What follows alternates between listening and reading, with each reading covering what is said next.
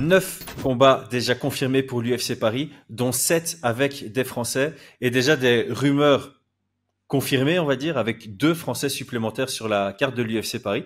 Elle s'annonce très bonne, et on va en discuter ici avec Aldric, juste après l'intro. Yo, this is Dustin Poirier. Bienvenue à Fight Minds. sous Fight Minds. Bienvenue sur Fight Minds.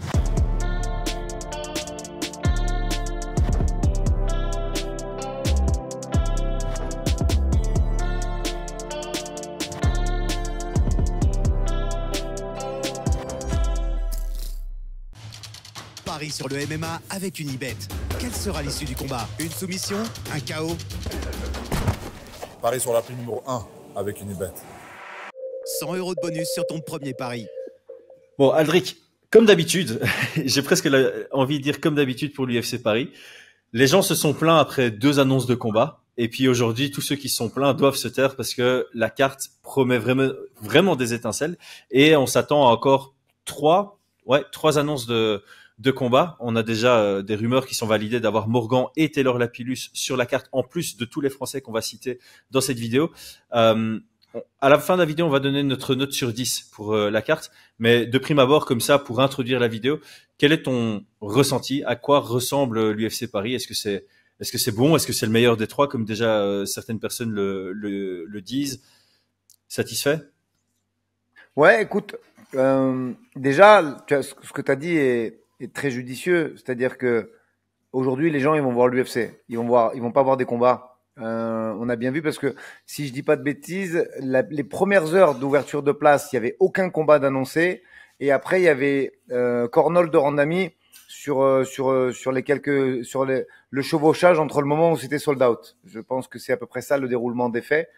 Donc ça veut dire qu'effectivement, les gens vont voir l'UFC, la machine UFC, l'organisation UFC. Et en deuxième partie, il y a des combats. Pour revenir à la carte, je trouve que c'est une carte un petit peu plus pointue en termes de match-up. Moi, elle me plaît beaucoup. Je spoil pas, voilà, elle me plaît beaucoup. Mais c'est vrai que t'as pas de Rose Namajunas, t'as pas de Cyril Gane. Donc c'est une carte un petit peu moins peut-être mainstream que n'étaient les premières. Mais en termes d'opposition, je la trouve très difficile déjà. Ouais. C'est-à-dire que là, je pense que tout le monde va être dans un bon soir et je suis absolument convaincu et j'espère de tout mon cœur que beaucoup de Français et tous les Français vont briller. Mais avec ce genre de match-up, tu peux arriver à revivre ce qui s'est passé lors du dernier UFC Canada où je crois que les Canadiens avaient ramené une victoire pour 6 défaites ou un truc comme ça. Je veux pas dire de bêtises, mais je crois qu'on n'est pas très loin de cette statistique. Ouais. Ce sont des match-ups difficiles. Il n'y a pas de très gros stars, soyons honnêtes. Mais moi, je trouvais les oppositions très belles et surtout très risquées. De fait, on va rappeler, premier UFC Paris, 5 Français sur la carte, 5-0. Que des victoires. Il y avait un seul Français qui était underdog dans son combat, c'était Fares Ziam, qui a répondu à l'appel contre Figlac. UFC Paris 2, on a la totalité des Français qui l'emportent, sauf Zara Fern et Guémouri, mais qui était contre un Français. Donc là, d'office, il y avait une défaite française. Donc, 2 quasi clean sheets, comme on peut appeler ça au foot, je pense, pour les Français à l'UFC Paris. Ici, clairement, si les Français font une clean sheet, c'est un énorme statement parce que ils seront pas tous favoris dans le combat.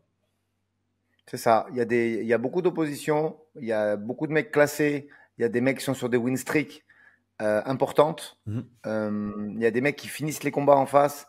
Non, clairement, là, je pense, tu sais, les gens vont dire, oui, alors maintenant, ils nous sacent. Non, c'est juste que sur cette carte, tu as des mecs et filles d'ailleurs qui sont sur une série de victoires consécutives. Et effectivement, l'UFC ne dort pas. C'est-à-dire que quand tu es sur 2 ou 3 victoires consécutives, effectivement, la suite, ça veut dire un deuxième contrat, voire un troisième. Ça veut dire qu'ils se doivent de te tester pour voir si tu vas pouvoir être un top 15, un gatekeeper ou un combattant spectaculaire.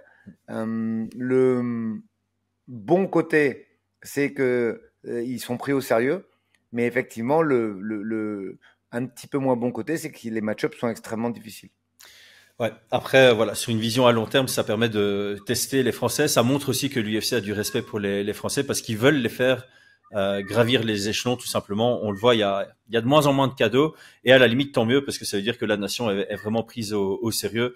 Voilà, à l'échelle internationale. Alors, avant de parler combat par combat de tous les Français sur la carte, il y a évidemment un débat autour de Cyril Gane qui n'est pas prévu, voilà, maintenant il est annoncé pour le pay-per-view qui suivra l'UFC Paris. Qu'est-ce que t'en penses, toi, de son absence sur la carte de l'UFC Paris?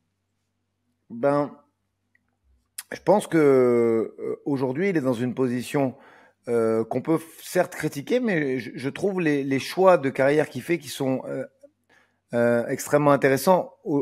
Ce qui fait, même s'il a été call-out, déjà il y a plusieurs questions à se poser. La première, oui, il a émis le souhait de s'orienter vers le tournage d'un film. Bon, ben ça c'est pas du déjà vu. Je veux dire, aujourd'hui, Shevchenko, elle a fait un film il y a pas très longtemps. Kamaru Usman, il a fait un film il y a pas très longtemps. Et il y a bon nombre d'athlètes à qui c'est arrivé. Donc, je pense que il faut pas du tout lui en tenir rigueur pour ça. Après, il y a eu un call-out, des call-outs successifs de la part de Almeida. Ouais, je cherchais le prénom. Jailton. De Jailton Almeida. Est-ce que l'UFC lui a vraiment proposé? Parce que bon, moi, j'ai trouvé la prestation d'Almeida contre Blade assez fade. Et on n'oublie pas quand même de dire que Cyril est dans le top 3 de la KT. Donc, ok, Cyril a besoin d'avoir de l'activité, mais est-ce que l'UFC a vraiment proposé Cyril Gane à Jailton Almeida, compte tenu de la prestation assez médiocre qu'il a fait contre Curtis Blade? Parce qu'il faut aussi se poser le problème à l'envers. C'est facile de critiquer Chris, mais est-ce que le combat d'Almeida, la défaite d'Almeida, mérite un top 3 à Paris? Il a une victoire derrière, mais c'est contre Romanov qui voilà, est hors top 10. C'est ça. Ouais. Est-ce que pour toi, ça mérite de faire un top 3, de perdre contre Blade et de battre Romanov? Non, je pense honnêtement que les gens... Je comprends totalement l'excitation qu'on pouvait avoir pour Gane contre Almeida, dans le sens où c'est une opposition de style, il y a toujours une grosse intrigue là-dessus, et les 2 fois où Cyril a perdu à l'UFC, c'est à cause de la lutte de son adversaire et du grappling de son adversaire. Donc, ça représente un test qui peut montrer une progression. Maintenant, j'ai encore fait une vidéo ce midi pour un peu casser les contre-arguments et essayer de rendre les gens plus optimistes par rapport au choix de carrière de Cyril, que moi, je complimente. Je trouve ça très judicieux. Il y a un nouvel argument qui m'est venu en tête pendant que je tondais là juste avant le podcast, où je me dis, c'est une théorie, hein, mais dans le top de la division poids lourd, on a pas mal de lutteurs. On a des lutteurs qui sont en train de monter chez les poids lourds, notamment Jailton Almeida. Est-ce que le fait de mettre Volkov contre Pavlovich et maintenant Volkov contre Cyril Gane, c'est pas une façon pour l'UFC de se garantir qu'il y aura toujours un striker dans les contenders? Parce qu'on le sait, l'UFC, ils aiment bien les poids lourds. Parce que le fan américain qui porte des casquettes comme ça, baseball style, il aime bien les combats poids lourds et il aime bien les strikers. Il aime bien les KO. Donc, si la division que tu mets le plus en avant n'a que des lutteurs dans le top, c'est pas bon pour le business, je pense, pour l'UFC. Et donc, je pense, comme tu l'as souligné, est-ce que réellement, Cyril a eu le choix? Lui, il dit que non. Et moi, on dit bon soupçon. Moi, sincèrement, je pense qu'il n'a pas eu le choix. On a maintes et maintes exemples de combattants qui sont contraints de combattre ce que l'UFC leur propose et qui n'ont pas l'opportunité de refuser un combat, ou même, simplement, on lui a proposé en premier Volkov, il a accepté, point barre, et on peut pas critiquer puis, ça. J'ai envie de te dire, ok, Almeida, ok, il a montré des prestations intéressantes, mais moi je trouve qu'il y a un avant et un après Blade, mais c'est pas la peine d'épiloguer là-dessus. Après, la prestation qu'a fait Volkov contre Pavlovich, elle mérite qu'on s'y intéresse, elle mérite de le valoriser, et c'est un adversaire qui est dangereux. Tout le monde disait Pavlovich, et honnêtement, il a été totalement dépassé pendant ce combat. J'ai trouvé Volkov extrêmement dangereux, j'ai trouvé Volkov plus volumineux qu'il y a quelques mois et voire années, et je trouve que la performance a été vraiment excellente, et il a excellé pendant ce combat, et il a complètement, tu sais, quand le mec en face a l'air nul, c'est que tu as fait une masterclass. Voilà. Moi, tu me demandes la définition d'une masterclass, c'est ça. C'est-à-dire que si le mec d'en face a l'air d'enfiler des perles, alors qu'il a jusqu'à présent, Pavlovich, on le comparait à Ngannou, on disait il finit tout, il a pas passé 1 minute dans la cage et patati et patata. Et que là, les gens vont dire ah ben ça y est, il est surfait. C'est pas que Pavlovic est surfait, c'est que la prestation de Volkov était exceptionnelle. Et je pense que Cyril a les moyens de s'imposer, mais que ça va être c'est un combat extrêmement compliqué parce qu'au final, oui, il y avait une opposition de style, mais clairement, tu arrives pas à battre Blade et tu vas chercher Cyril Gane. Non, il doit y avoir une hiérarchie, il doit y avoir, ça se mérite un top 3. Moi, c'est mon avis même si j'apprécie Cyril et je m'en cache pas, je pense que aujourd'hui il doit y avoir une hiérarchie et un combat top 3 ça doit se mériter. Après, je pense que l'UFC a voulu aussi comment dire, changer un petit peu parce que tu peux pas faire opposer un UFC d'un pays, autant dire l'UFC France sur une seule personne. Et ça faisait 2 ans que c'était Cyril et je pense que voilà ils ont eu envie de changer, de tester et que Benoît est un combattant extrêmement divertissant et qu'il a une très grosse communauté derrière lui. Et j'anticipe déjà la question qu'on va nous poser. Ouais, mais pourquoi est-ce que c'est un manque de respect pour Nassourdine? Moi, je vais juste revenir sur un point. Il me semble pas, et veuillez m'excuser si je dis une bêtise, mais je pense que pour l'UFC, la nationalité, c'est quelque chose d'important. C'est-à-dire que Nassourdine, c'est un combattant francophone, mais je ne suis pas persuadé qu'il ait un passeport français. Par contre, il combat avec le drapeau français dans le Tale of the J'ai pas dit le contraire, oui. Chris, mais tu sais que il y a l'UFC aujourd'hui, il y a des boîtes de lobbying, ils font beaucoup d'études de marché, de choses comme ça, et est-ce que ils se sont pas dit, il est francophone mais pas français, donc on donne le main event à un combattant qui est français? C'est une question, hein. Là, on spécule sur une vision de l'UFC parce que c'est vrai que souvent, regarde. Pourtant, tu sais que je suis un fervent défenseur du MMA féminin, mais c'est vrai que l'UFC de ce week-end, Jean-Di Roba, Lemos, j'ai du mal à trouver. Tu vois, je le confesse bien volontiers. Je veux dire, j'en parlais même avec Manon tout à l'heure après son entraînement. J'ai du mal à trouver de l'intérêt pour ce combat, oui. Et ce combat est main event d'un UFC Apex. Donc, en toute logique, pourquoi ce combat est main event? Parce que ce sont les 2 personnes les mieux classées de la carte. Tout simplement. Et franchement, quand tu vois le UFC Fight Night qu'on a le week-end qui arrive, comparativement à l'UFC Paris qu'on aura en septembre, on peut vraiment pas se plaindre. Et juste pour complémenter peut-être l'argument que tu fais par rapport à BSD, bon, on prend de l'avance sur le podcast, mais BSD est à 2-0 à l'UFC Paris. Il était sur les 2 UFC Paris. Il a fait 2 gros combats très intense, très engagé, avec le public qui était à fond derrière lui pendant le walkout, pendant le combat et pendant sa célébration. Nassourdine, il a gagné à la décision et il a combattu, enfin il a 1-0 à l'UFC Paris, il n'a pas combattu à l'UFC Paris 2. Donc je pense que l'UFC analyse ça aussi, c'est l'ambiance pendant le walkout, surtout en France, qui maintenant est devenue clairement l'UFC Paris. C'est là où il y a la meilleure ambiance au monde. Les commentateurs le disent en live. Les commentateurs te le disent en dehors du live. Ils te le disent quand tu vas boire un verre avec eux après. Bisping, Felder, ils le disent tous. C'est unanime. C'est la meilleure ambiance qu'ils ont connue en tant que commentateurs. Et on sait que Bisping comme Felder, ils ont déjà fait plein de pays, incluant l'Irlande, l'Angleterre, etc., le Brésil.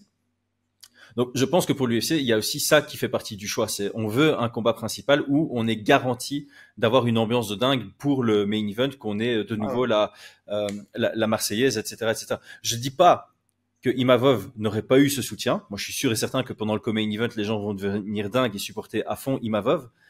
Mais l'UFC n'a peut-être pas cette connaissance du terrain local et s'est dit, avec BSD, on prend 0 risque. Il y aura une ambiance de malade pendant les walkouts, pendant le combat et pendant la célébration, s'il y a une victoire de BSD. Le but de cette analyse, c'était pas de donner raison ou de conforter l'UFC. Au contraire, c'est que moi, même dans ma vie privée d'entraîneur, on m'a beaucoup posé la question. Oui, mais attends, pourquoi est-ce que le 5 contre le 7, c'est en co-main alors que il va se passer le 14 contre, tu vois, le 13 contre le et en fait, voilà, c'est des questions qu'on m'a posées qui m'ont amené à avoir des réflexions là-dessus et voilà, je pense qu'on a 2 explications qui sont assez cohérentes sur cet état de fait, mais ça n'empêche pas que c'est 2 combats vraiment vraiment intéressants et sur lesquels il y a beaucoup de choses à dire. Ouais. Essayons de prendre dans un ordre, je vais dire pseudo aléatoire. On va peut-être Je crois que j'ai ordonné sur mes notes par nombre de combats à l'UFC des Français et on monte crescendo, sauf comme main event et main event qu'on connaît déjà. Donc, premier combat dont on va parler, on a déjà parlé un peu d'opposition de style pour Jelton Almeida contre Cyril Gane, qu'on n'aura pas certes, mais voilà, on commence avec une opposition de style. Oumar Sy, qui fera son tout deuxième combat à l'UFC, ce sera à l'UFC Paris, et ce sera contre Jung, qui lui est plutôt striker. Il est arrivé, il a fait quand même pas mal de bruit. Pas mal de victoires consécutives à l'UFC. Et puis là, il est un peu sur un genre de déclin, 3 défaites consécutives. Mais la dernière, c'est contre Hulberg. Il n'y a pas à se cacher d'une défaite contre Hulberg. Moi, j'ai déjà fait ma petite vidéo ressentie. Donc là, j'ai juste passé la balle. Qu'est-ce que tu penses de ce combat? Je pense que au moment où on se parle, ce sera la cote de Paris la plus favorable aux Français. Pourquoi? Parce que même si Oumar Sy a fait un combat seulement à l'UFC pour le moment, ce combat a été extrêmement concluant. Il a déjà battu des adversaires très solides par le passé, que ce soit dans les différentes organisations où il est passé. L'adversaire, effectivement, est sur 3 défaites d'affilée, même s'il a montré effectivement de très belles choses. Sauf que dans cette catégorie des 93 kilos, force est de constater qu'il y a peu de lutteurs. Donc, Oumar est quelqu'un, c'est pas vraiment un lutteur, mais c'est quelqu'un qui ne néglige aucun aspect, qui a développé son cage control, qui est capable de faire tomber. Et je pense qu'avec un game plan intelligent, sans être grisé, parce qu'attention, il faut quand même recontextualiser. On a été ensemble à cette UFC Paris l'année dernière, Chris, et il y a une ambiance qui est très spéciale. Comme tu as dit, c'est un chaudron. L'Accor Arena, et ça peut troubler les combattants. Il faut quand même remettre tout dans le contexte, expliquer que la demande médiatique qui est devant ces Français est importante. C'est-à-dire que même des mecs qui sont en prélim vont avoir du média training à faire et vont devoir s'exercer assez tard, donc prendre de la pression, pardon. Ils vont devoir passer en interview chez Fight Minds, qui est quand même une grosse pression aussi. Exactement. Mais il y a un gros travail fait par RMC. Il y a beaucoup de médias qui s'intéressent et même des médias non spécialistes comme l'équipe, voire Le Monde, voire d'autres, le Figaro qui vient s'intéresser à l'événement. Donc tu as de la sollicitation. Il y a beaucoup de pression et il y a aussi un public qui est très demandeur et qui crie. Ça, c'est pour quand même recontextualiser que tu peux facilement perdre pied, mais vraiment facilement perdre pied. Je vais reprendre une expression que Manon m'a dite pour son combat contre Rose. Elle m'a dit, c'était vraiment très bizarre. T'as l'impression que t'as déjà gagné quand tu rentres, tellement les gens crient et t'applaudissent. Et ça, c'est bien et c'est pas bien. Parce que voilà, c'est à domicile, nous Français qui avons ce sport légalisé depuis peu, même pas 4 ans, jour pour jour. Et ça peut te griser, ça peut t'amener à faire des mauvais choix. Si on reste d'un point de vue analyse basique, technico-tactique, Oumar Sy a toutes les armes pour s'imposer sans trop de difficultés puisque son adversaire est un striker, qu'on lui a pas vu de qualité de scramble exceptionnelle et que je pense que physiquement, il y a un gap pas énorme, hein, mais je pense qu'en termes de gabarit, suffisant pour faire son combat. Ouais. C'est ça. Donc, si tu te grises pas, si tu n'essaies pas de faire un spectacle qui n'a pas lieu d'être, parce que la connerie, disons-le clairement, hein, la connerie à faire, c'est de dire, bah ouais, moi, je peux striker avec lui. Ouais. Honnêtement, je pense pas que Oumar Sy viendra avec ce genre de mentalité. Moi non plus. C'est un spécialiste. Il va rester spécialiste. Il va continuer à se développer dans sa spécialité. Je crois que ça va être vraiment le lutteur grappleur par excellence. Si à un moment il veut travailler son pied-point, très bien. Mais s'il travaille son pied-point, ça doit être en mode, je le travaille parce que un jour, il y aura peut-être quelqu'un qui va défendre mes amener au sol. Je serai contraint de rester debout. Et là, il faut que j'ai une réponse. Mais tant que les gens n'arrive pas à défendre ses amener au sol, il doit continuer sur ce chemin. Et je pense que ici, voilà, en plus, il est face à un striker. Déjà, dans son combat précédent, on aurait pu dire, bah, c'est aussi un bon grappleur. Donc, à voir, il a l'opportunité de rester debout. Non, ici, il est contre un striker. Il va grappler.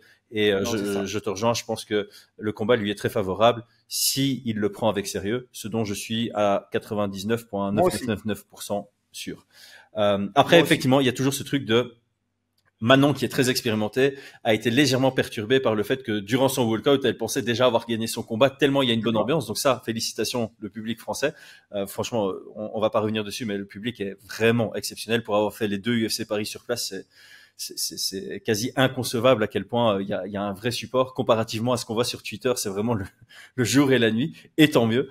Mais donc ouais, il faut peut-être que justement, si les Français qui combattent sur l'UFC Paris entendent ce qu'on est en train de dire, de se préparer mentalement à ça, parce que voilà, on n'a pas l'habitude, vu que les Français à l'UFC ont toujours l'habitude de combattre à l'étranger. Pour une fois, il y aura un vrai support et le meilleur support. Ok, le prochain combat dont on doit parler, c'est Cornol qui fera son 3e combat à l'UFC, la 2-0 à l'UFC avec une très très belle performance contre Melissa. C'est plus Dixon, c'est Mullins. Mullins, ouais, elle s'est mariée, ouais, effectivement. Ouais, avec un combattant de MMA aussi.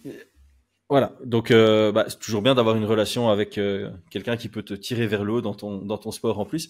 Donc Nora Cornol contre Germaine de Randami. Ceux qui suivent le MMA depuis peu longtemps ne connaissent pas très bien Germaine de Randami. Ceux qui suivent le MMA depuis longtemps savent que Germaine de Randami, c'est un très gros nom, très très gros nom.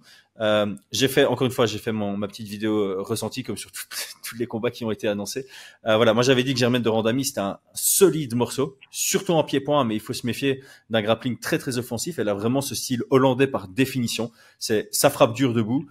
La lutte c'est pas trop le truc, mais par contre au sol il faut pas se reposer. Elle a vraiment les soumissions très très offensives, comme Jarno Herrens, qui a failli surprendre William Gomis à l'UFC Paris 1 grâce à une soumission de son dos. C'est vraiment le style hollandais. Jarno Herrens également hollandais.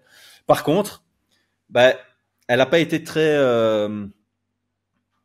Elle a un peu été l'ombre d'elle-même quand elle est revenue de sa grossesse, de son accouchement et de son début de vie de maman.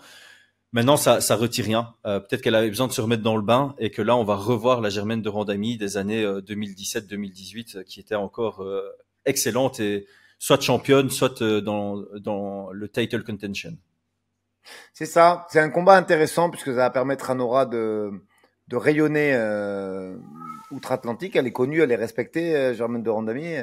Je sais pas ce qu'on va voir. Effectivement, on peut recontextualiser rapidement. Hein. Amanda Nunes l'a lutté. Voilà.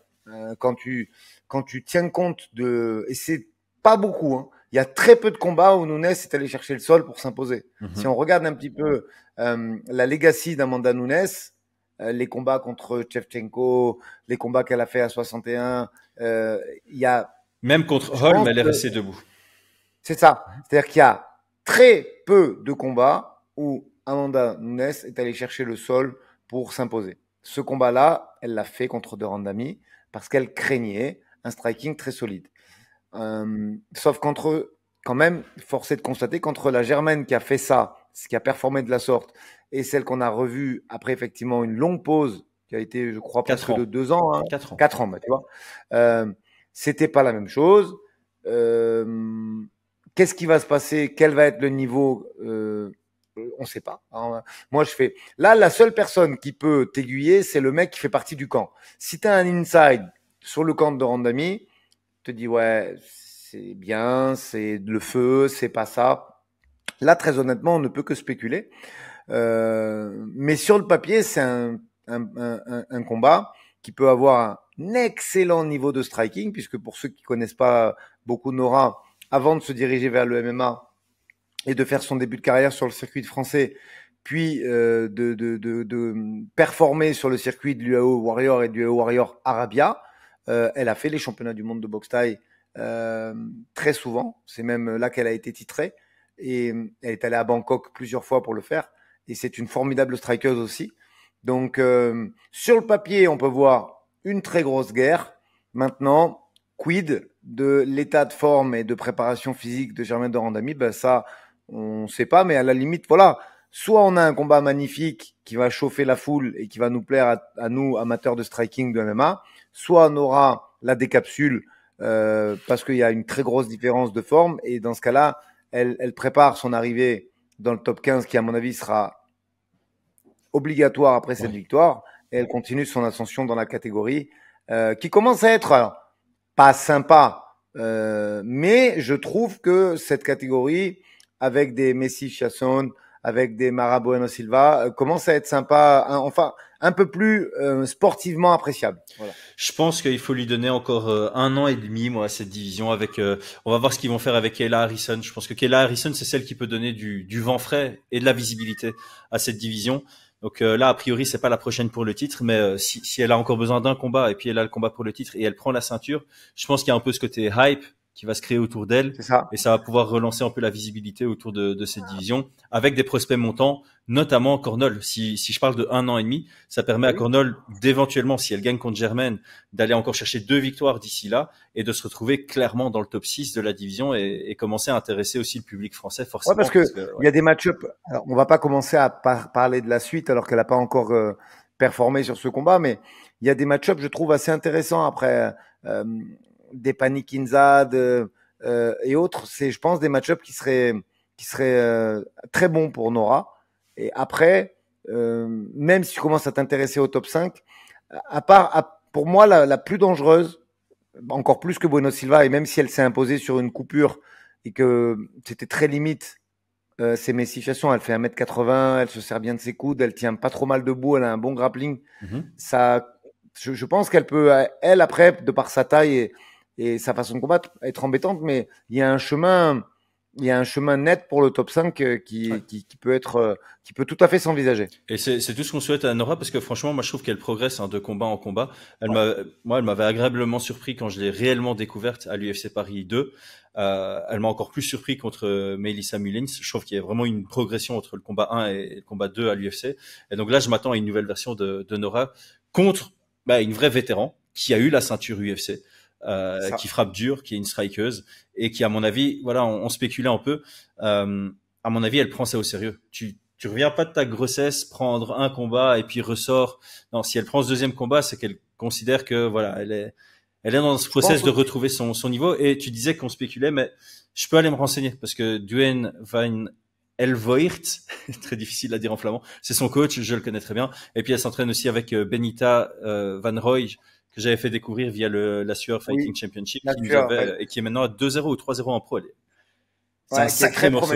Et donc, c'est sa partenaire d'entraînement. Donc, je pense que, voilà, si tu t'entraînes tous les jours avec, ça te tire aussi vers le haut. Alors, on fait une promesse à la communauté Fightman. Quand on fait l'analyse détaillée de ce combat, on vous donnera quelques infos sur la prépa qui se passe en Hollande, c'est promis. Ouais, en disant ça, j'étais en train de me dire, ce serait pas mal de pouvoir aller l'interviewer, tiens, puisqu'on fait des interviews internationales, donc pourquoi pas. Alors, avant de parler du prochain, Kevin Jousset, vous avez vu, on a des beaux t-shirts, les gars. Alors, on va officialiser ça la semaine prochaine, mais on fait quand même une petite parenthèse pour remercier Metalbox qui commence à supporter le projet Fight Minds. On vous en parlera plus en détail la semaine prochaine, mais voilà, comme ça on fait déjà le petit clin d'œil. On a tous les deux reçu notre kit aujourd'hui. Bon, le prochain dont on va discuter, c'est quelqu'un que tu connais très très très bien. Il a aussi 2-0 à l'UFC, Kevin Jousset, que le public français va découvrir parce qu'il n'a pas encore combattu en France et c'est le seul combattant à l'UFC français qui ne s'entraîne pas en France. Donc je sais que tu aimes bien souligner ça, le fait qu'aujourd'hui on peut, en tant que combattant, commencer en France, continuer en France, faire son parcours amateur en France, faire son parcours début pro en France, arriver à l'UFC en France, se rapprocher de la ceinture en France et potentiellement devenir champion en France. Mais on a notre petite exception, Kevin Jousset, qui de temps en temps vient s'entraîner chez toi. Gros challenge aussi. Brian Battle. Ouais. Brian Battle, alors juste quand j'ai fait la vidéo ressenti, j'ai fait une petite erreur. J'avais dit que Brian Battle n'avait pas participé à la finale du TUF. Non, en fait, il avait gagné. J'ai eu un petit brain fart. J'ai confondu avec Gore. Aucune idée de pourquoi. Je pense que quand ils se sont battus l'un avec l'autre, j'arrêtais pas de les confondre tous les deux et donc ça m'est sorti de la tête. Mais voilà, je te laisse la plateforme parce que là aussi je me suis déjà bien exprimé sur ce combat et je sais, voilà. Vas-y. Je l'ai regardé ton live. Effectivement, en dehors du fait qu'il était vainqueur du TUF, j'ai trouvé ça très juste ce que tu as dit. En quelques mots, déjà première chose, extrêmement content que le public français découvre Kevin parce que jusqu'à présent, il y a que les amateurs qui ont regardé ses combats à l'UFC et avant sur le HEX. Ses combats dans l'HEX. Donc c'est super parce que c'est vraiment déjà un garçon très bien et qui mérite cette lumière. Et ils vont découvrir un garçon qui a énormément de cœur et de courage. Là-dessus, on peut comparer à un Benoît Saint-Denis, mais avec aussi un background de judo, un travail, il veut s'améliorer partout. En striking, il tient vraiment la route et il l'a montré contre contre Sung. T'as vu, je me suis pas mouillé. Ils s'appellent tous Sung quelque chose. Là, j'ai dit Kenan. Sung pour le dernier combat. Kenan. Et il vient s'entraîner effectivement avec moi pour faire évoluer son jeu au sol et ses contrôles et son submission game et tout. Donc, non, c'est quelqu'un que j'aime beaucoup. Et surtout, c'est quelqu'un de spectaculaire. Kevin Jousset, capable de garder un combat debout pendant 15 minutes, capable de grappler pendant 15 minutes, des amener au sol timé, des amener au sol technique, des amener au sol en force, il sait tout faire. Et un très gros jeu au sol aussi, avec des contrôles, des positions et des frappes. Donc, ouais, vraiment content que ce public français découvre Kevin. Après l'adversaire, voilà, ben, évidemment, Kevin, 2 combats, 2 victoires à l'UFC. On aurait aimé avoir même une 3e parce qu'il avait un match-up beaucoup plus avantageux. Très favorable, ouais.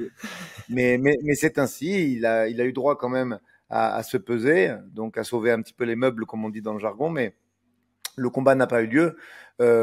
Et forcé de constater que le match-up qu'il a évité parce que son combattant a fait un malaise, c'était un match-up qui lui était pour moi favorable à 70-30, même si c'était très puissant en face. Là, c'est... je vais donner mon avis de fan, parce que je peux pas rentrer dans une analyse plus complète, mais c'est un combat difficile puisque le gars a 5-1 au UFC, défaite contre Rinat Fakhridinov, qui est quand même un énorme gamekeeper de la catégorie, assez complet, qui frappe fort, qui a une lutte importante. Moi, je pense très honnêtement, et je vais mettre fin au suspense tout de suite, que malgré qu'à l'UFC, il a déjà fait des KO, malgré qu'il a gagné le The Ultimate Fighter, et malgré qu'il est à 5-1 à l'UFC, je pense le match-up pas favorable, mais je pense voir plusieurs chemins de victoire pour Kevin, très sincèrement, parce que il nous a pas encore tout montré, même s'il a montré beaucoup de choses déjà à l'UFC, puisqu'il a déjà montré de l'appréhension, du striking, des contrôles, du travail au sol, donc il nous a quand même déjà montré pour ceux qui ont regardé ses combats. Mais moi, je pense que le match-up est intéressant dans la mesure où Kevin reste vraiment un bully de la catégorie. Il est vraiment massif pour un 77. Pour moi, il est maintenant dans les 4-5 mecs les plus costauds de la KT. Et je pense que ça peut avoir beaucoup d'importance dans le déroulement du combat. Et pour revenir un peu sur les stats de ce combat, Marcel Dorff a annoncé le combat sur Twitter. C'était pas le premier, c'était Nolan King. Mais voilà, quand Marcel Dorff a véhiculé l'information, il y a souvent des gens qui vont mettre un sondage en dessous. Et donc sur le sondage Twitter, qui est donc international, bon, c'est pas ça qui va représenter les codes de Paris à la sortie, mais on était à 54-46 à l'avantage de Battle. Donc il y a quand même du respect sur Kevin Jousset. Je pense que un gars à 5-1 contre un gars à 2-0 à l'UFC, qui en plus de ça ne fait pas spécialement le gros buzz, tu vois. Kevin Jousset, il fait son ascension classique, on va dire. Il y a du respect sur Jousset quand même à l'international. Ouais, il y a du respect. Puis même si le TUF n'a plus les audiences passées à l'époque des Griffin et des Sanchez, c'est un show qui est suivi parce qu'il est diffusé quand même gratuitement et sur le Fight Pass et sur les chaînes américaines. Donc, bien sûr qu'il est connu, Battle. Évidemment qu'il est connu. Et pour corroborer son succès au TUF, il fait quand même 5 victoires à l'UFC. Donc, ouais, ça prouve quand même que au niveau des gens qui ont voté sur Twitter, qui sont quand même souvent assez connaisseurs, il y a du respect sur le nom de Kevin, effectivement. Ouais. Bon, là, par contre, on va faire une exception à l'expression très connue. Hein. Ici, il faudra pas gagner une guerre, il faudra vraiment gagner la bataille. Version anglaise. Ok. Sans transition. Le prochain, Faresiam contre l'autre français, non je déconne, contre Matt Frevola. On a vu des petits débats là sur on est fan de Frevola, etc., etc. Moi j'aime bien ce combat, j'aime vraiment beaucoup ce combat. Ouais. C'est vrai qu'on en a pas spécialement parlé, mais Cornol contre GDR, tu l'avais dit, on n'a pas insisté dessus, mais l'enjeu entrer dans le top 15 avec un peu de buzz pour Nora Cornol. Jousset contre Battle, c'est clairement le combat entrée top 15. D'ailleurs, je vais dans les commentaires sur Marcel Dorff et sur Nonal King aussi, les gens qui disaient Battle aurait pu prétendre à un top 15 après sa dernière prestation. Ouais. Donc là, clairement, une victoire de Jousset, ça te positionne en numéro 16 de la division, grosso modo. Ouais, je suis d'accord avec ça. Voilà, j'allais te dire entre 16 et 20, je suis entièrement d'accord avec cette analyse. Entièrement d'accord. Voilà, ton nom n'apparaît pas avec le petit 10-15 à côté, mais t'es vraiment juste derrière celui qui a le 15 actuellement. Je sais pas qui c'est, mais ça doit être dans les Fluffy Hernandez ou un truc comme ça. T'es juste en dessous, quoi. Donc, tu prétends au top 15 juste après si tu bats Battle, ça c'est sûr et certain. Ici, Ziam contre Frevola, exactement la même chose. Frevola, il était numéro 12 quand il a affronté Saint-Denis en novembre. Il a plus combattu depuis. Donc, après sa défaite contre Saint-Denis, clairement, il était juste en dehors du top 15. Il est toujours juste en dehors du top 15. S'il est pas 16, s'il est pas 17, il est 18. Il est pas en dessous de 18. Donc, ici, une victoire de Fares Ziam, ça lui fait une série de victoires. Et là aussi, il y aura peut-être pas le petit digit à côté de son nom, mais en cas de victoire, il peut prétendre au top 15 juste après. Ouais, et je vais même aller plus loin. Fares, compte tenu de ce qu'il nous a déjà montré à l'UFC Angleterre avant, Contre je pense Herbert, qu'une victoire contre Jay Herbert, une victoire avec la manière, je pense qu'il peut gagner le petit écusson, moi. Attends, tu sais quoi, on va parler factuellement. Je vais ouvrir le... Désolé, hein, je vibre un peu quand je fais ça. Alors, lightweight. Pour l'instant, le numéro 15, c'est, on peut plus l'appeler Bobby, King Green. En cas de défaite, en cas de défaite de Green contre Pimblet, mais alors c'est Pimblet qui va prendre sa place et je vois pas l'UFC sortir Pimblet du top 15 s'il a le numéro 15 à côté de lui. T'as raison. C'est vrai. C'est vrai. Après, ça peut être le 14 qui sort aussi. Tu sais, l'UFC, ils font un peu ce qu'ils veulent derrière. Quoi qu'il arrive, soit ça le place 16, 17, donc prétendant legit à aller chercher un top 15, soit avec un KO, pourquoi pas le voir. Tu sais, ils l'ont déjà fait l'UFC, hein. Ils se font apparaître des ex-aequo. Du jour au lendemain, ils jugent qu'il y a un 15 ex-aequo, tu vois. Si Paddy explose King Green, c'est plus difficile à dire King Green que Bobby Green, hein, on est d'accord. Le Roi Vert, si il peut sauter du classement, Paddy Pimblett peut prendre 2 places, ce qui mettrait RDA en 15 et Fares Ziam avec une belle victoire pourrait faire sortir Raphaël Dos Santos du classement. Ou 15 ex-aequo, mais oui, je suis d'accord avec toi. Fares peut et doit d'ailleurs s'imposer pour entrer dans le top 15. Après, pour parler du match-up, Frevola, ce qui est dangereux, c'est le fait qu'il soit brouillon. Il est pas mauvais en lutte. On a vu que dans sa façon d'emmener le combat un peu de façon inattendue, il a emmerdé Benoît au début du combat, même si après, forcément, dans le scramble, il travaille. En fait, il a emmené Benoît dans la zone où il est quasiment le plus confortable. Donc, ça s'est retourné contre lui. Mais il faut quand même lui reconnaître ça. Il a des bons timings. Il est pas mauvais sur les liaisons de boussole. Et donc, je pense que il y a un an et demi, ça aurait pu poser des problèmes à Fares. Là, j'ai trouvé, moi, depuis un ou 2 combats qu'il a encore pris en maturité. Il commence à s'asseoir sur sa boxe, à l'exploiter vraiment, à être capable de faire 15 minutes sans erreur. Et c'est ce qu'il a fait contre Herbert.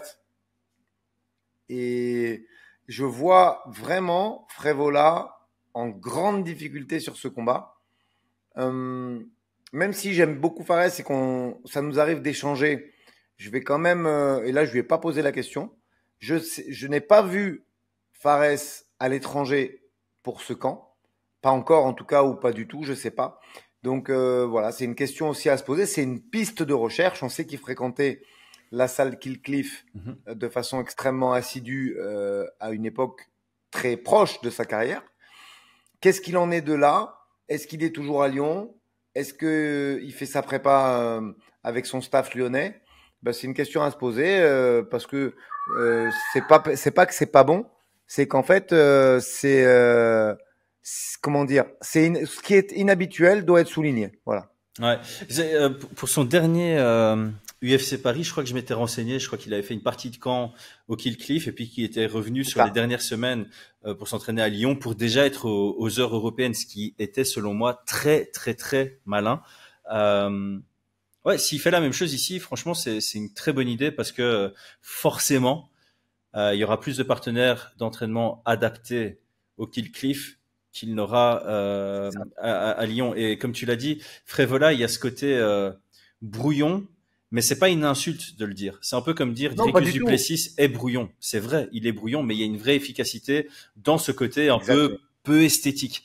Frevola, on l'a vu en difficulté contre Drew Dober, mais mis sous pression, il garde quand même cette confiance en lui de pouvoir éteindre les lumières. Il a éteint les lumières de Azetar. Il est dangereux. Il est dangereux. Tu l'as dit, ses liaisons striking sol sont très bonnes. Il commence très fort. Beaucoup de ses combats se terminent au premier round, dans la victoire comme dans la défaite. Ziam, c'est plutôt un diesel. Donc, je pense qu'il y a beaucoup qui va jouer sur la capacité à Ziam à gérer le premier round.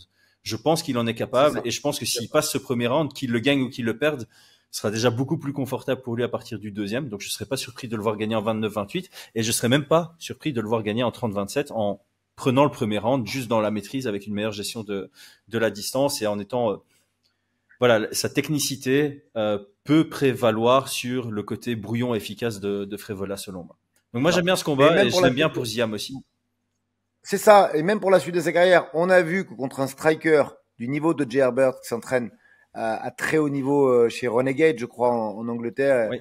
et donc avec l'équipe Leon Edwards du champion de Leon Edwards, il a été exceptionnel. Maintenant, on le voit dans un autre registre avec un mec où largement l'avantage debout est pour Fares, mais qui a des bonnes liaisons et qui est capable qui a le KO power. Parce que l'avantage debout, c'est bien, mais quand il y a le mec d'en face qui peut t'éteindre, ça rajoute de la difficulté à l'équation. Et là, c'est le mec d'en face qui a le KO power et qui, en plus, a un jeu où il change les niveaux, où il met beaucoup de feintes et où il est capable de t'emmener au sol avec des contrôles qui sont pas dégueulasses. Donc, c'est bien. Comme tu dis, il y a un step-up. On va en savoir plus encore sur la maturité de Fares et le potentiel qu'il a au niveau parce que clairement, tu tapes Frevola, tu rentres dans le top 15 et ou toi, tu es légitime pour appeler un mec 12, 11, 10, 13 ou 14 à ton prochain combat. Donc, extrêmement intéressant pour les perspectives à venir. Ouais, et puis on en parlait. Moi, je pense qu'un Ziam contre un RDA, c'est quelque chose qui me plaît, moi. Après, surtout en cas de victoire contre Frevola. Ok, là, on va passer dans l'un des combats, voire le combat le plus compliqué sur papier pour un Français. C'est William Gomis contre Joe Anderson Brito. Gomis est vraiment fort. Gomis est vraiment fort et je pense que c'est aussi pour ça que l'UFC l'avait prévu contre Jean Silva, qui fait des étincelles sur ces deux combats en 10 jours, là, en 14 jours. Et maintenant, contre Brito, je pense que là, l'UFC est en train de se dire, OK, là, il est temps de mettre un vrai test à Gomis et Brito en est un. Donc, pour faire un petit rappel, avant de rentrer à l'UFC, il bat Chepe Mariscal en 44 secondes. Chepe Mariscal qui vient de gagner à la décision partagée contre Morgan Charrière dans un très très beau combat. Il rentre à l'UFC par le Dana White Contender Series contre Diego Lopez. Il a un revers contre Bill Algeo que moi j'apprécie beaucoup comme combattant. Et puis là, il est sur une série de victoires exceptionnelles. Il a finalisé très rapidement André Fili, un vrai vétéran. Il a finalisé ses deux adversaires suivants. Et là, ses deux dernières victoires, c'est aussi deux finishes contre Jonathan Pierce et contre l'ancien champion du Cage Warriors, Jack Shore. C'est une belle série de victoires. Hein. Il est solide. Ouais, c'est solide. C'est shoot et box mentality. Ça gagne. Après, je pense que il a un petit peu gagné au change, William. Je pense quand même que c'est un petit peu en dessous de Jean Silva. Ça, c'est une appréciation qui m'est propre, hein, qui n'engage que moi. Malgré tout, ça reste un très gros challenge. Et là, j'ai envie de te dire encore que l'équation qu'on a décrite sur les 3 derniers combats, c'est la même. Tu t'approches. Je pense qu'une victoire là, et tu es 18, 19. Alors même si c'est des chiffres qui sont pas visualisables, parce que on sait que le top 15, enfin le top UFC s'arrête à 15. Mais je pense que pareil, très gros client, tu sécurises un extrêmement bon contrat en t'imposant contre ce mec-là.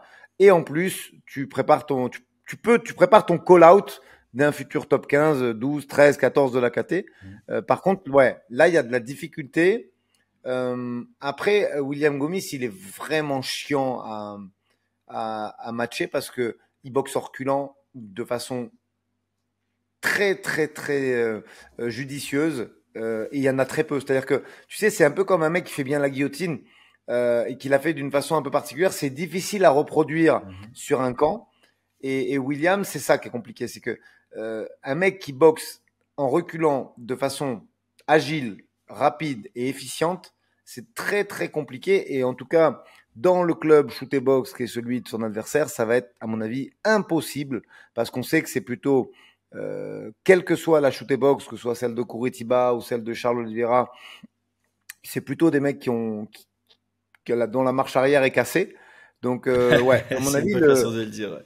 ouais, tu vois, et c'est vrai, tu vois un mec comme Oliveira, même s'il est devenu fin avec les années, c'est quand même de la marche en avant. C'est toute la philosophie shoot box qui te dit, bah voilà, on avance, on clinch Muay Thai et au sol on est pointu s'il y a besoin d'aller au sol. Et cette philosophie, c'est une des rares qui s'est pas beaucoup étiolée avec les années, tu vois. C'est-à-dire que à l'époque, tu avais les mecs de la Luta Livre, tu avais les mecs de la Brazilian Top Team, ce qui était la BTT aussi à l'époque, et tout ça n'existe plus. Mais par contre, quand tu vois encore aujourd'hui, même si il y a plus de Vanderlei, il y a plus de Shogun, il y a plus de José Pelelandi, ben je trouve que c'est encore une écurie qui a conservé un peu ça. Et quand tu vois leurs mecs, c'est des strikers qui utilisent le clinch de Muay Thai et ce qui sont pour la plupart ceinture noire de Jiu-Jitsu brésilien. Donc, En fait, t'as des combattants. Désolé de te couper. T'as des combattants comme ça qui sont fait dépasser par l'évolution, la progression du MMA. Et ce style-là, notamment, est le style shoot box des années 2005, ne fonctionnerait plus aujourd'hui. Mais comme tu le dis très bien, il y a quelques écuries qui ont gardé la baseline, les fondamentaux de ce style, mais qui l'ont ajusté au jour d'aujourd'hui. Notamment Jean Silva, hein, je trouve que ça fait partie un peu de cette catégorie. Il y a beaucoup de gens qui disent, ouais, là, il y a une nouvelle vague de Brésiliens qui est en train de monter, et c'est très juste, et Brito en fait partie. Et donc, avant de te relancer la balle, tu remarqueras que l'UFC a voulu mettre Gomis contre Jean Silva. Finalement, ils le mettent contre Brito. Ils veulent mettre quelqu'un de très agressif contre Gomis, à mon avis, pour voir comment Gomis réagit par rapport à ça, et deux, pour mettre aussi Gomis dans un combat qui fera peut-être un peu plus parler que ses précédents. Parce que moi, j'apprécie le style de Gomis, mais le fan classique trouve ça un peu trop stratège, un peu pas assez volumineux, pas assez engagé. Et donc là, forcément, on a l'impression que l'UFC veut le mettre dans un combat qui va le forcer à être engagé et voir comment il réagit à ça. Parce que potentiellement, une victoire dans ce genre de combat, ben, ça fera parler, quoi qu'il arrive. Je suis d'accord. Non, très gros challenge. Et même lui, dans sa carrière, c'est un combat qui a le mérite de se préparer. Après, je donne un petit avantage sur la préparation à William. C'est plus facile. D'ailleurs, on a vu des images où il s'entraînait avec Vlad Gutu. On a vu des images. C'est quand même plus facile de trouver un mec qui te rentre dans la poire que de trouver un mec qui sait reculer. Regarde, rien qu'en France, si tu dois chercher un peu des profils similaires, des mecs qui sont capables de boxer en reculant. Moi, j'ai Ilyes Giroud au club, donc forcément, je pense à lui. Mais tu me demandes de t'en présenter 5 comme ça, malgré la connaissance que j'ai du MMA et les combats que je regarde de façon quotidienne, ben, je vais avoir vraiment du mal à te trouver 5 mecs qui sont bons en boxant en reculant, tu vois. T'as les deux Lapillus. T'as Gomis, mais il peut pas s'entraîner avec lui-même. Et effectivement, c'est un peu Giroud, ça fait 4. Et sorti de ça, c'est compliqué. Je pense sincèrement que Saladin en est capable. Oui. C'est plus un combattant à pression, mais je pense sincèrement qu'il est très très bon de l'extérieur aussi. Oui, je suis d'accord avec toi. Mais voilà, c'était juste pour situer que sur les peut-être 400 combattants français qui sont sur le circuit de façon régulière et récurrente, il y en a peu qui sont capables de trouver ça, et je pense qu'il y en a encore moins au Brésil, si tu me demandes mon avis. Ouais. Donc voilà, combat difficile, mais adversaire très solide, et je pense que une victoire sur ce mec-là, déjà, ça c'est le genre de client. Je te rejoins sur l'analyse. Ils mettent tellement d'engagement. Tu peux gagner la décision, mais forcément ce sera spectaculaire. Et il y a quand même, là il y a 2 strikers qui s'affrontent, un qui avance et un qui recule. Donc le pourcentage de chances que ce truc-là se termine sur une coupure ou un KO est quand même plus important. Ouais, et l'un des ajustements du Chuto Box version 2024, c'est de garder cette agressivité, mais à des moments opportuns, je trouve. Alors que quand tu parles de Wanderlei Silva, par exemple, c'était voilà, ça se rentre dedans. Tu rencontres un Brian Stan, tu rencontres un Chris Lieben, ça devient un pile ou face. Voilà. Oui. Aujourd'hui, tu sens qu'ils sont plus en mode, on va mettre la pression, on va un peu titiller, et puis on va rentrer quand l'autre ne peut pas spécialement me contrer. Et c'est une grosse différence, et ça fonctionne très très bien pour eux, notamment Brito. Évidemment. Donc c'est là-dessus qu'il peut, parce que moi je parlais toujours, William Gomis, Son combat référence en dehors de l'UFC, c'est contre Tobias Harila, qui était un peu en mode agression, je fais que marcher, mais il n'y a pas de cadrage. Ici, Brito, c'est quelqu'un qui est capable de mettre la pression, de suivre, de cadrer, et d'avoir cet élément de patience pour ne pas surengager et se faire chaque fois connecter en compte. Donc, c'est un très, très bon test. Évidemment que le style de José Pelelandi et de Macaco, ceux qui connaissent pas iront voir. Macaco qui est toujours dans le coin d'Oliveira, pour ceux qui veulent s'intéresser au profil. Ça a été modifié, le footwork. Et ils marchent plus comme ils faisaient avant. Ils ont du footwork, ils savent faire des feintes. Les défenses de lutte ont évolué, ils sont bons au cage control. Évidemment qu'il a évolué. Mais, je trouve que c'est un style qu'ils ont su conserver, en tout cas, dans certains axes, comme le clinch de Muay Thai, comme l'agressivité, même si effectivement elle est plus ponctuelle qu'avant. Je trouve qu'ils ont su rester authentiques, ils ont juste dû s'adapter à l'évolution de ce sport. Mais aujourd'hui, shoot et box, tu regardes en 2024 et tu peux trouver des similitudes avec les années 95 en Valetude ou 2000, que ce soit au Pride ou à l'UFC, quoi. Ouais. Ouais, bonne analyse. Moi, franchement, ce combat, c'est celui-là le premier qui a été annoncé. Celui-là le premier qui a été annoncé, ouais. Mais c'était une situation bizarre où ça avait été annoncé, on savait pas trop si c'était officiel, et puis ouais, finalement, j'avais eu la confirmation que c'était officiel par quelqu'un qui se montre pas, et donc j'ai fait la vidéo en disant que c'était officiel alors qu'il n'y avait pas encore les grands médias qui l'avaient dit. Bref, en parlant de ça, prochain combat dont on parle, on a eu l'exclu. C'était pas fait exprès réellement, mais à un moment, je me suis connecté à Fight Minds sur Twitter, je voyais plein de notifications. Marcel Dorf, voilà, tout le monde nous a référencé comme étant le premier first reported by Fight Minds. Imavov contre Allen. En 3 rounds, ça a été reconfirmé aujourd'hui par Marcel Dorf. Ça a bien été signé, c'est prévu sur 3 rounds en co-main event. Qu'est-ce que tu en penses? Alors, première des choses, il faut quand même rendre crédit à Nassourdine et à son équipe. Les mecs, ils enchaînent, ils se posent même pas de questions. Ils vont chercher devant. Il n'y a pas devant, ils vont chercher derrière. Parce que là, en l'occurrence, c'est 5 qui prend 7. Il aurait très bien pu tirer. Il y a 4 Nassourdine, je pense. Ouais, 4 qui prend 7 ou 5, peu importe. On a compris le raisonnement. Et ça, c'est à mettre à son crédit. C'est-à-dire qu'il y a plein de mecs qui auraient tiré le frein à main, qui auraient dit non, mettez-moi sur Abu Dhabi, mettez-moi sur une carte de fin d'année. Je veux un mec mieux classé que moi. Et là, on peut lui dire ce qu'on veut. Il prend tout le monde. Ça reste cohérent. Il y a 3 places d'écart, mais c'est en sa défaveur. C'est-à-dire que là, il y a plus à perdre qu'à gagner, parce que quand tu es 4 et que tu prends le 7 ou 5 et que tu prends le 7, eh ben, ça veut dire quoi? Ça veut dire qu'au mieux, tu vas peut-être gratter une place dans ton classement, alors que si tu perds, tu peux en perdre 4 ou 5. Donc, déjà, il faut apporter du crédit. Ensuite, à propos de l'adversaire, je suis un peu mitigé, je te le disais en off. Pourquoi mitigé? Parce que le parcours est très bon. Il est dangereux. Il a un style extrêmement atypique, pareil, difficile à reproduire, parce que c'est un grappling spécifique avec des amenés au son qui lui appartiennent. Je le trouve dangereux et très difficile à reproduire. Mais dans sa victoire contre Curtis, je trouve qu'il a amené une partie du chemin et de la méthode pour le battre. Je ne sais pas si c'est très clair ce que je dis, mais toi, tu m'as compris. Mais il n'y aurait pas eu le combat contre Curtis, j'aurais dit, oh là là, attention, attention, très, très, très gros challenge. Là, je trouve que même s'il a perdu, Chris Curtis a montré des faiblesses de Brendan Allen et c'est à mettre au crédit. Un garçon comme Nicolas Haute va tout sauf oublier de prendre en compte ce combat et de travailler dessus. C'est clair. C'est clair. Après, Brendan Allen a clairement sa némésis à l'UFC. Ses 2 seules défaites, c'est Strickland et Chris Curtis. Partenaires d'entraînement, meilleurs amis. Un style qui peut être comparé. Beaucoup de volume en boxe anglaise. C'est pas le même format, mais au final, on oublie très vite que Curtis, il a une allonge disproportionnée par rapport à sa taille, ce qui peut rendre la tâche très compliquée de gérer justement ce volume de boxe, le fait qu'il attaque beaucoup le corps, etc., etc. À quel point est-ce qu'il est possible de reproduire ce qu'a fait un Strickland ou ce qu'a fait un Chris Curtis, surtout que Allen a montré une progression.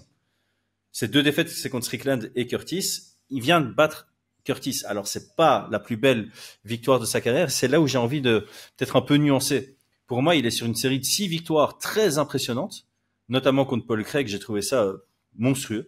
Ouais. Et puis, sa 7e victoire consécutive, c'est quand même un gros nombre. On va faire un petit tacle à Khamzat qui dit « Je mérite le title shot ». Il y a personne qui a cette victoire consécutive et qui a pas reçu le title shot. La liste, elle est longue comme ça, notamment Manon. Si j'ai pas de bêtises, elle est sur cette victoire à l'UFC. Exactement ça. Le title shot n'est pas encore garanti. Et dans la même division que Khamzat, on a un gars qui est sur 7 victoires consécutives, qui est pas encore proche du title shot. Et Khamzat, c'est 7 victoires, c'est même pas dans la même division de poids. Donc voilà, le petit tacle est fini sur sa communication.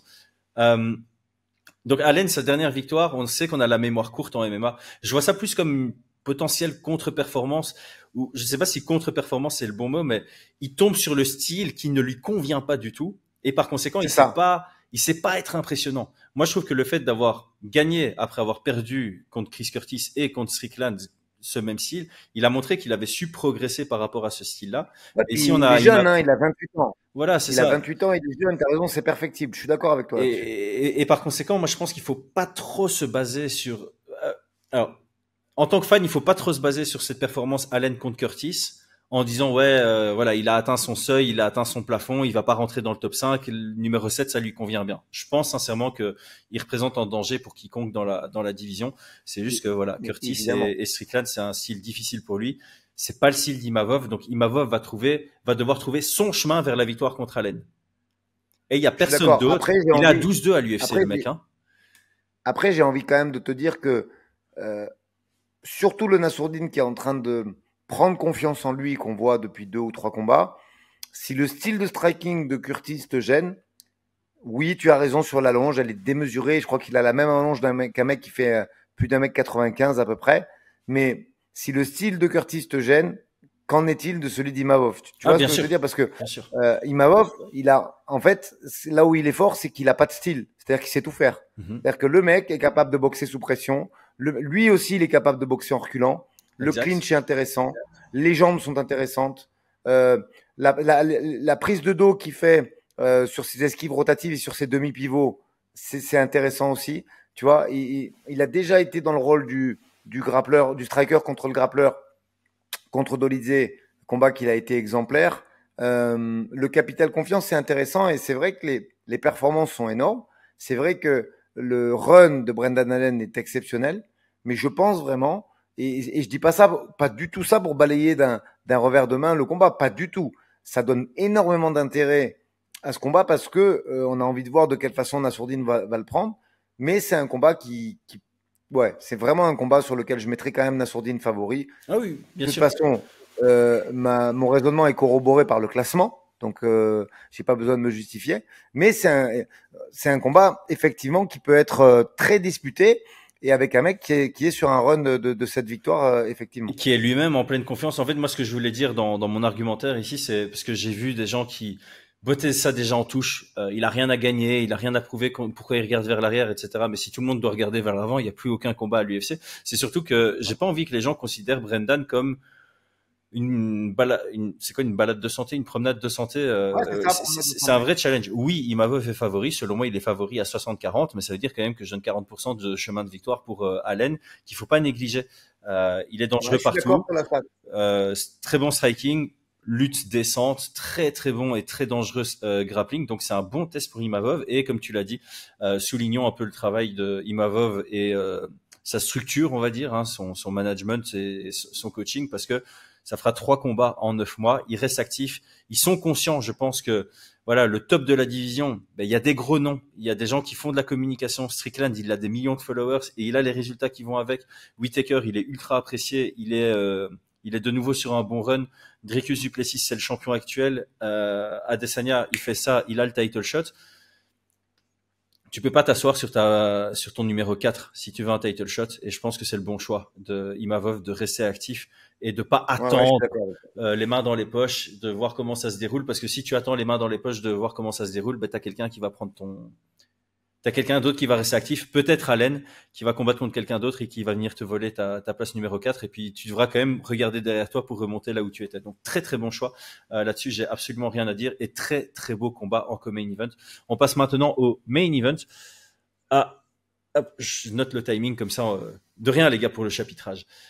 BSD contre Moicano. Ce qui est bien, c'est qu'on a déjà mis tout le débat de est-ce que BSD mérite d'être main event, etc. Là, on peut se concentrer uniquement sur ce que tu penses du combat. Alors, ce que je pense du combat, c'est un combat extrêmement difficile et j'ai vraiment envie de voir, de voir ce combat. Il faut pas s'arrêter au classement là. Il faut pas se dire oui, mais c'est 12 contre machin. C'est un combat et en plus, il y a de la data. C'est-à-dire que Moicano, il va s'entraîner avec 2 anciens adversaires de Benoît. Il va faire son camp avec 2 anciens adversaires de Benoît. Donc, il y a beaucoup de paramètres dans ce combat qui sont intéressants. Un paramètre de connaissance. Alors, je dis il va faire son camp. Je pense pas que Dustin fasse tout le camp avec Moicano, mais tu sais, les informations, elles sont acquises au sein de ATT. Ils ont de la donnée. Et à partir de là, ça a du sens de prendre ça en considération. Après, qu'est-ce qu'il nous a montré? Il nous a montré beaucoup de dureté aussi. Moicano, il nous a montré un excellent grappling et tu as vraiment envie de te dire mais qu'est-ce qui va se passer dans ce combat? Ils sont durs tous les deux, ils sont forts au sol tous les deux. Moi, je suis intimement persuadé que Benoît va faire un massacre et qu'il va dignement représenter son statut de main event. Mais quand même, nous on doit informer et préparer un petit peu, hyper la future analyse qu'on va faire sur ces combats. Et il faut quand même contextualiser et expliquer que il y aura de la data et il y aura de la connaissance avec les sparring de Moicano pour préparer ce combat. Ça, c'est un fait bien établi. Après, moi, je pense que même si c'est fort au sol, les deux, il n'y a pas assez de différence, à mon humble avis, pour que Moicano puisse capitaliser sur le sol. Je pense qu'en plus, Benoît est vraiment très fort, le travail qu'il fait sur la garde ouverte, sur les scrambles et tout. C'est vraiment intéressant avec Christophe Savoca qu'on salue s'il écoute le podcast. Et je pense que debout, en plus devant son public à Paris, ils vont nous faire une guerre absolument incroyable. Et je pense que là-dessus, Benoît, il est un petit peu devant quand même. Si, je mets juste quelques guillemets, il a bien récupéré de son combat contre Dustin, je pense vraiment que ça peut faire une très grosse guerre et que un Benoît à 100%, il va s'imposer debout contre Renato Moicano. Moi, j'aime beaucoup ce combat justement parce que je trouve que Renato Moicano est le genre de profil qui va pouvoir tenir tête à l'intensité de Benoît Saint-Denis, ce qui va nous offrir un beau combat. Et c'est un test pour Benoît Saint-Denis parce que il s'est imposé dans la plupart de ses combats par l'intensité qu'il met dedans. Et ses adversaires, en général, ils sont submergés. Et à un moment, il craque et ça lui donne une route vers la victoire. Je pense que Thiago Moises, c'est un très bon exemple. Je pense que Thiago Moises, compétence pour compétence, ça équivaut à ce que peut proposer Benoît. Benoît n'était pas un meilleur combattant, il a juste gagné par il l'a noyé, exactement. Et ici, on va avoir un combat où je sais pas si Moicano peut se faire noyer. Par conséquent, BSD doit montrer aussi des compétences supérieures à Moicano pour pouvoir aller arracher cette victoire. Et j'aime bien le mot, c'est arracher cette victoire parce que voilà, il y aura de l'intensité. Et je pense que ce sera pas suffisant. Il y aura pas que ça qui sera nécessaire pour aller chercher la victoire. Et c'est pour ça que j'aime beaucoup aussi ce combat. C'est parce que on va avoir de nouvelles réponses aussi au potentiel, on va dire, de BSD, parce que là, il a explosé dans le top 15 avec une belle série de victoires. Il gagne contre Frevola. Frevola, maintenant, il est en dehors du top 15. C'est ça. La victoire référence de Frevola, de BSD, c'est Bonfim parce qu'il a été ultra underdog dans ce combat. Mais en réalité, celui qui est le plus avancé dans le classement, c'est Frevola. Donc, pour l'instant, BSD est dans le top 15 sans avoir battu un top 15 actuel. Donc, je pense que c'est très important pour lui d'avoir une victoire ici contre un Moicano parce que ça va vraiment le solidifier comme j'ai le niveau du top 15 et je peux déjà faire un call-out sur un top 10. Ouais, je te rejoins. Moi, je pense que c'est un combat très serré. Je vois juste Benoît frapper. Je pense que ça frappe un peu plus fort au niveau de Benoît, mais c'est par contre, c'est l'assurance d'un combat exceptionnel. Vraiment, je pense que ce combat va minimum faire 3 rounds et va nous donner une intensité exceptionnelle. Vraiment, c'est un combat de dingue. Et égoïstement, moi, en tant que fan de MMA, et je préfère ce combat-là à un hooker, tu vois. Ouais, parce que je pense que un hooker, t'as un peu un côté quasi opposition de style, où tu dis BZ a tout intérêt. BZ peut gagner debout, mais il a tout intérêt à faire parler sa lutte et son grappling. Et je pense qu'il aurait pu vraiment s'imposer, je vais pas dire facilement dans le domaine du grappling, mais fermer les yeux, imaginez BZ qui amène hooker au sol, on se dit ok, on va se rapprocher d'un finish. BZ qui amène Moicano au sol, cette réflexion, elle se fait pas immédiatement. Il faut d'abord voir ce qui se passe au sol avant de pouvoir répondre à cette question. Et donc, sous cet angle-là, je te rejoins. Je pense que Moicano a un profil peut-être un peu plus complet qu'un hooker, ce qui rend la dynamique du combat plus intrigante par rapport au profil de BZ. Bon, juste, on finit là-dessus. Aujourd'hui, tu mets un combien sur 10 à cette carte pour un Fight Night? Ouais, pour un Fight Night, je mets un 9 sur 10, hein, sans sourciller. Avant même l'annonce des 2 derniers combats, je mets un 9 sur 10 pour les 2 raisons suivantes. La première, effectivement, je pense que la probabilité de chance qu'un nouveau Français soit signé est infime, hormis les blessures. Mais c'était compréhensible parce qu'il y a déjà un roster très important avec des combattants français maintenant qui commencent à performer.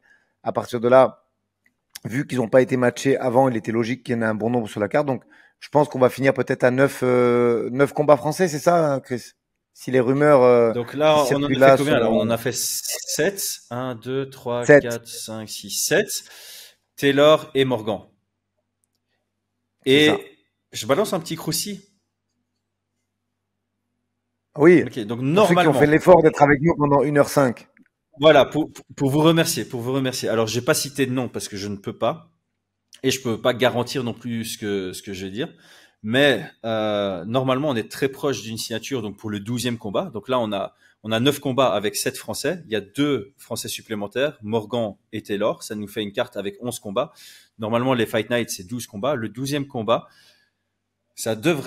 c'est potentiellement un Fight of the Night. Selon moi, ça a tout pour titiller BSD, Moicano et Juicy Battle pour le Fight of the Night. Un combat entre 2 très bons strikers européens. Je n'en dis pas plus.